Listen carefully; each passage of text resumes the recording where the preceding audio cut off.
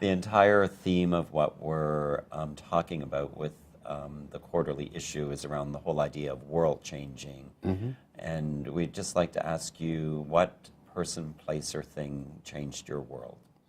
Well, basically, as I mentioned before, I think the person that had the biggest influence in my life was Miss Van der Rohe.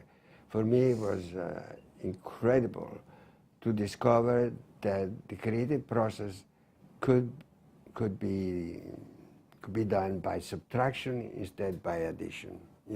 Everybody was, adding things. You do something, then you add the decoration in top, and then you add this, and you add that. Me, since then, just work by subtracting until you cannot take out anything anymore. That's why we're saying less is more. And to me, that was incredible revelation, just to learn the relationship of the walls. And it was so exciting, put a wall here and a wall there, and that gap in between, the tension. There is, again, a new language of elements, like tension, And the tension is one of the things that we talk all the time. Margins on a book, they have to have tension, and otherwise they look a flat type. Everybody thinks that typography is a typeface. Typography is not a typeface. Typography is the white space. It's what is not printed. What is printed is nothing. As a matter of fact, when I draw and you do the lines, there's no type, but the structure is there, and that is typography. Typography is the relationship between the spaces, is the white space, really. And then, you can choose a type, and if you have a fine mind, the choice will be rather easy.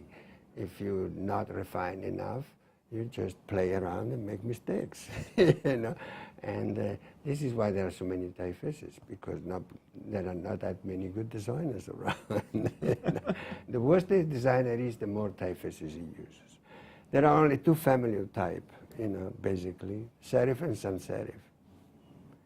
That's it. And in those two families, there are very few typefaces which emerge as the best of each family.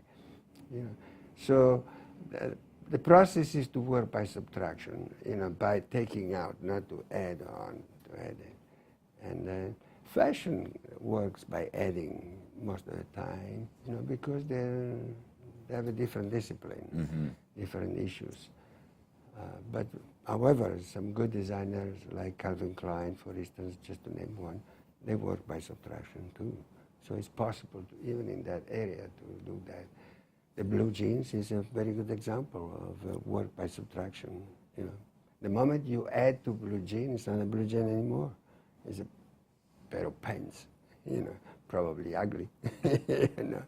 And so it is a great lesson. That was the most important one in my life. Le Corbusier was incredibly important for me, for the relationship between an architect and his environment, his social commitments, and so on and so forth.